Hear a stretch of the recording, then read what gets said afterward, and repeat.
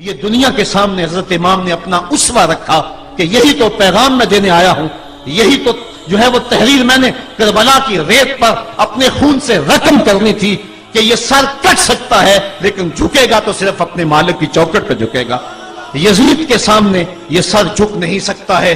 تو حضرت امام حمام رضی اللہ تعالیٰ عنہ نے کربلا کے تپتے ہوئے ریگزار میں جب 72-73 لاشیں خیموں کے سامنے پڑے تھے اور اتنے زخم کلیجے پہ تھے، راوی کہتا ہے کہ جب آپ کی قمیض اتاری گئی تو 113 سوراخ اس میں تیروں کے تھے، 33 زخم نیزوں کے تھے، 34 گھاؤ تلواروں کے تھے، اتنے زخم جسم کے اندر اور جسم چور ہے زخموں سے۔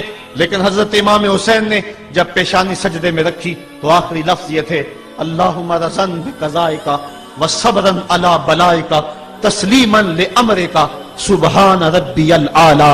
مالک تیری تقدیر پہ راضی ہو گیا ہوں، مالک زخم سے پہ بھی میں مسکرا رہا ہوں، مالک تیری طرف سے جو دکھ آئے میں نے ان کو قبول کیا، جے سونا میرے دکھ وچ راضی تے میں سکھ نو چلے ڈاواں، مالک میں سب کچھ قبول کیا، حسین تیری رضا پہ راضی ہے، میرے مالک تو بھی بتا تو بھی حسین پہ راضی ہوا ہے کہ نہیں ہوا ہے۔ آواز آ رہی تھی اس پیاسے پر علی شیر خدا کو ناز ہے، اس نواسے پر محمد مصطفیٰ کو ناز ہے، اوروں نے بھی سجدہ کیا پر اس کا عجب انداز ہے، اس نے وہ سجدہ کیا جس پر خدا کو ناز ہے۔ اے حسین ابن علی تم پر سلام، نازش آل نبی تم پر سلام۔ آج لہجہ بھی دم توڑ رہا ہے اور سورج بھی درد غروب سے زرد ہو رہا ہے، وقت کے دامن میں گنجائش نہیں کہ میں اس مضمون کو چھیڑوں، آؤ ہم سلام کرتے ہیں۔ یہ سورج سامنے چمک رہا ہے، میں یہاں بیٹھا سوچ رہا تھا کہ ہم نے تو نہیں دیکھا، اے سورج دوپہر کا وہ منظر تم نے تو دیکھا تھا جب کربلا میں حسین کا سر کٹا تھا، جب گھر لٹا تھا، جب خیموں کو آگ لگی تھی، جب سکینہ رو رہی تھی اور جب گھوڑا خالی پلٹا تھا اور سکینہ پوچھتی تھی گھوڑے تو خالی آ گیا ہے، حسین کہاں چھوڑ آیا ہے۔ آج یہ سورج یہ چمک چمک کے وہ ہمیں کہانی سنا رہا ہے اور ہمیں پیغام دے رہا ہے کہ نبی کے نام پہ حسین نے تو سر کٹا دیا، آج تم کہتے ہو دین پہ چلنا بڑا مشکل ہے، تم شور ڈال رہے ہو، جن کے لیے مسجدوں میں قالین بچھے ہوئے ہیں، گرم پانی دستیاب ہے اور ان کے لیے مسجدوں میں آسائشیں موجود ہیں، اور پھر بھی وہ کہتے ہیں دین پہ چلنا بڑا مشکل ہے۔ ذرا دیکھو حسین ابن علی کو سجدے میں سر رکھ کے، پیشانی رب کے حضور رکھ کے حسین ابن علی کہہ رہے ہیں مالک میں سر کٹا کے بھی تیرے حضور حاضر ہوں اور تجھ پہ راضی ہوں، تو بھی بتا کہ تو بھی حسین پہ راضی ہے یا نہیں ہے۔ اے حسین ابن علی تم پر سلام، نازش آل نبی تم پر سلام، تم پہ لاکھوں رحمتیں لاکھوں سلام، اے شہیدان محبت کے امام، لالا گوں لالا بدن لالا چمن، اے چمن اندر چمن اندر چمن، زندگی ہی زندگی تیری حیات، اے حیات اندر حیات، افتخار ملت بیضا ہے تو، رب کعبہ کی قسم یکتا ہے تو، فخر کا دل میں دریچہ باز کرنا چاہیے، جن کا تو آقا ہے ان کو ناز کرنا چاہیے۔ آج ہم ناز کرتے ہیں حسین ابن علی پہ، ہم حسین والے نہیں ہیں، ہم واہ حسین والے ہیں۔ واہ حسین تیری عظمت کو سلام، اتنے زخم کلیجے پہ ہو تو کھڑا نہیں ہوا جاتا، لیکن جبر کے خلاف کتنی قوت سے کھڑا ہے۔ حسین ابن علی نے اپنا نمونہ لوگوں کے سامنے رکھنا تھا۔ اقبال کہتا ہے سرخ رو عشق غیور از خون او، شوقی این مصرع از مضمون او۔ یزید مٹ گیا، یزید کا نام مٹ گیا، اس کا تشخص مٹ گیا، حسین کل بھی زندہ تھا، حسین آج بھی زندہ ہے۔ مرتا تو وہ ہے جس کی فکر مر جائے، مرتا تو وہ ہے جس کا نصب العین مر جائے، مرتا تو وہ ہے جس کا مشن ختم ہو جائے۔ حسین کا نصب العین زندہ، حسین کی فکر زندہ، حسین کا مشن زندہ، حسین زندہ، حسین کا نانا بھی زندہ۔ آج بھی ہزاروں کروڑوں اربوں انسان حسین کا نام لے کے جی رہے ہیں۔ میں کہتا ہوں اگر کوئی یزید کا نام بھی لیتا ہے تو وہ سر جھکا کے دیتا ہے۔ کیسا تمہارا لیڈر ہے جس کا نام لیتے ہوئے بھی تمہیں شرم آتی ہے؟ نام لینے سے پہلے سر جھکاتے ہو، نام لیتے ہوئے پسینہ پسینہ ہوتے ہو، نام لینے کے بعد منہ چھپا لیتے ہو۔ تمہیں اپنے قائد اور اپنے لیڈر کا نام لیتے بھی شرم آتی ہے، اور جب ہمارے لبوں پہ نام حسین آتا ہے ہمارا قد اونچا ہو جاتا ہے، ہمارا سر فخر سے بلند ہو جاتا ہے۔ فخر کا دل میں دریچہ باز کرنا چاہیے، جن کا تو آقا ہے ان کو ناز کرنا چاہیے۔ تو حسین ابن علی نے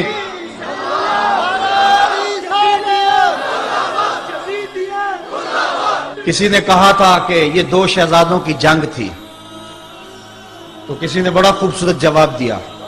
اس نے کہا کربلا جنگ تھی اگر دو شہزادوں کی، قلم میں زور ہے تو لکھو حسین ہار گئے، لہجے میں تنتنا ہے تو لکھو حسین ہار گئے، انداز میں زور ہے تو کہو حسین ہار گئے.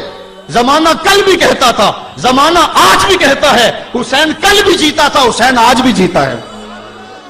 جب حضرت امام حسین رضی اللہ تعالیٰ عنہ کا سر انور کاٹ لیا گیا اور خولی بن یزید نے نیزے کی نوک پہ اس کو رکھا، ویسے رخ سر کا زمین کی طرف سے تھا، کسی نے کیا خوب کہا باں کے سر نیزے پہ اور سوئے زمین ہے روح، یعنی سجدہ ثانی کی ہے آرزو. رکعت کے دو سجدے ہوتے ہیں، ایک سجدہ ہوا تھا کہ سر انور جدا کر لیا گیا، جب نیزے کی نوک پہ تھا سر تو رخ زمین کی طرف سے تھا. شاعر کہتا ذرا غور سے دیکھو سر حسین کیا کہہ رہا ہے. سر حسین کی پیشانی زمین کی طرف ہے، پیشانی میں دوسرے سجدے کی آرزو مچل رہی ہے.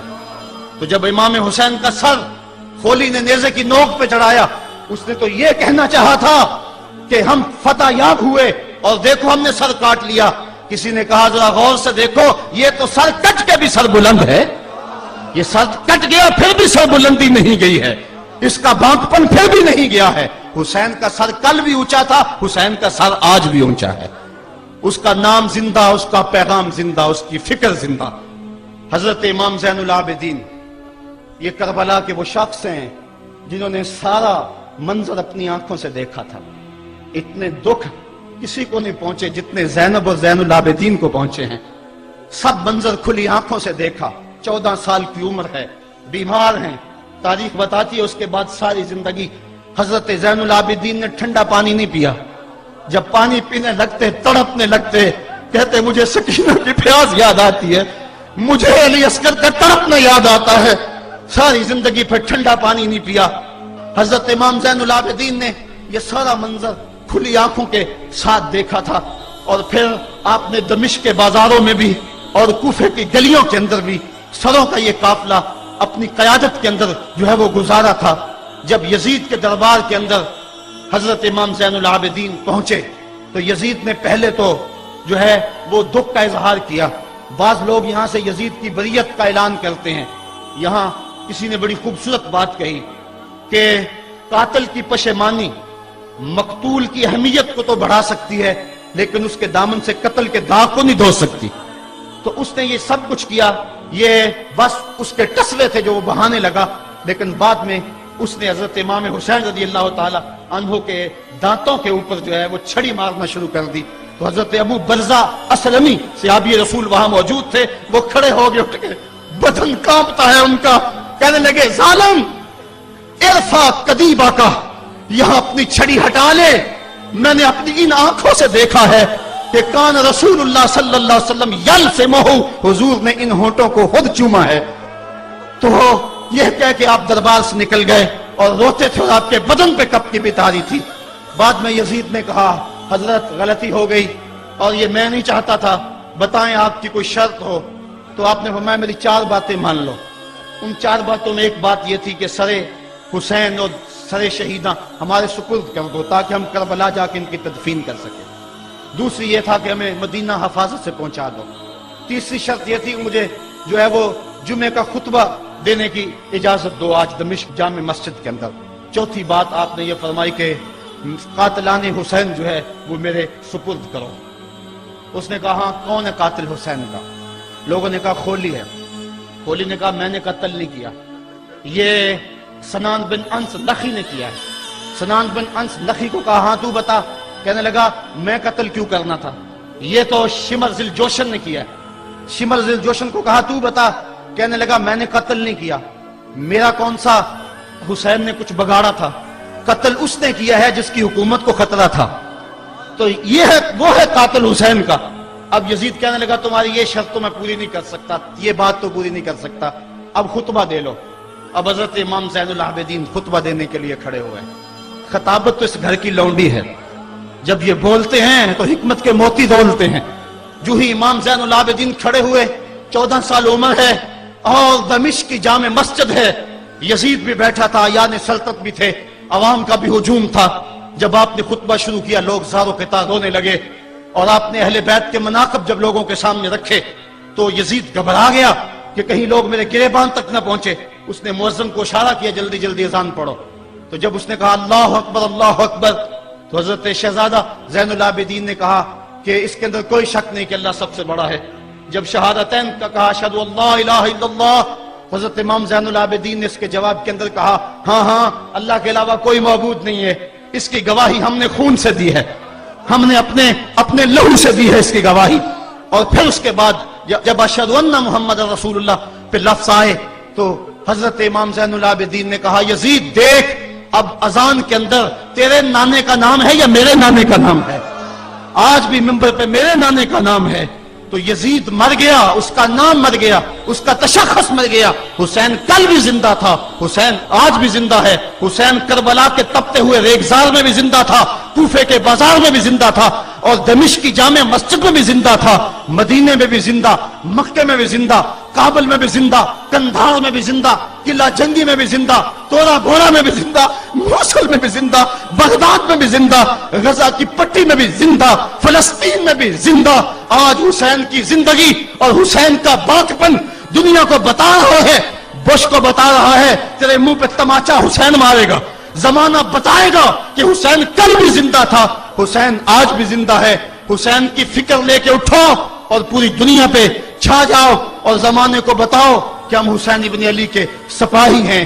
صرف محرم کے دن آنسو بہا لینے سے کچھ نہیں ہوگا.